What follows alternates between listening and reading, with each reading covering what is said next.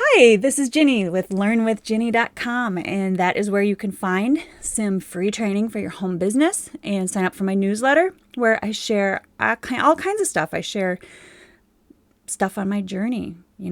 This is an awesome life, and Learn with Ginny is about my home business journey mainly, but I do share parenting tips and weight loss or whatever I feel like talking about, honestly, and I share lots of little stories and stuff. So make sure you go over there and sign up. And I'm going to show you real quick how to use Messenger to follow up and how to navigate around a little bit in there, because sometimes Facebook changes things and it's funky to look at, right? So let me get me out of the way and share my screen. Whoops, that was my desktop.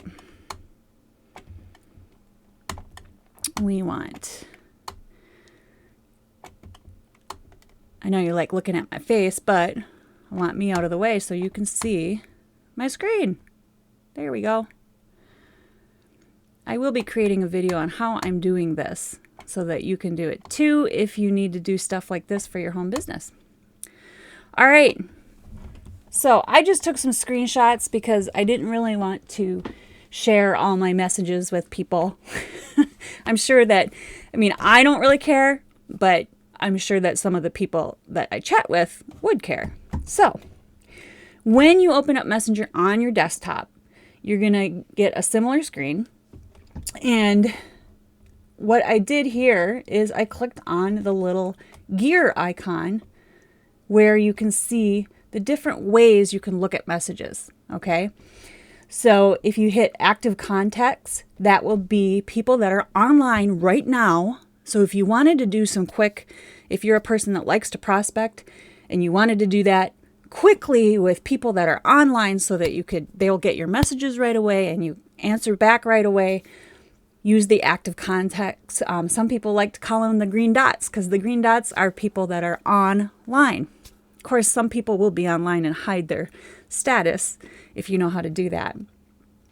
Now, message requests is where messages show up of people that aren't your friends or people that you haven't chatted with before. Because when you chat with somebody in that message requests, it connects you on Messenger, but not necessarily on Facebook.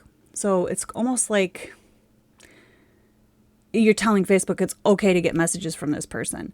So you'll want to check your message requests every once in a while to see who's there. Hidden chats, I discovered, is if you ever sold something on the marketplace in Facebook, you'll notice that the messages, if they're not you don't know where to find them, right? I noticed that. And that's where they're at. It's called a hidden chat. And that's where you can find all of your marketplace besides going to the actual listing of the stuff you have for sale and then checking messages there. You can check it under hidden chats. Unread chats, of course, is ones that you haven't opened. So let me go to the next screen. Now, let me go back though and show you this little search guy right here with the little magnifying glass. You can search messages. And I liked when I was prospecting, and I still, when I'm following up, I like to make sure I don't forget to follow up with people, right? A few days later, check if they got what they needed and if they had any questions about the 7-day trials that I sell. So if I search the chat for 7-day, I can find all the messages that contain 7-day. And I can see where I left off with those people. So I had a spreadsheet, but I just, it's so much easier just to search for the key terms. You're always saying the same things over and over again. And now, by the way, I don't follow up that way anymore. I add them to my email list, and that's where I follow up with them. So, I don't remember what I took a screenshot of this screen for. Oh, if you click the people. Okay. I remember now. Sorry. It's easier to just do it and show you, but I just didn't want to show you all my messages. So if you click the little people in the upper right-hand corner of that screen, that's where you can get to your stories. This is on desktop. Now it's different on your phone. This is where you can get on your stories, and you can also go back to your active people that are online right now by clicking that little active guy. Okay, now this is on my phone. So when you open your Messenger app, you can also search your chats. And I did the same thing. I only searched for trial this time. But I found those messages, and if you said see more, you would find them all.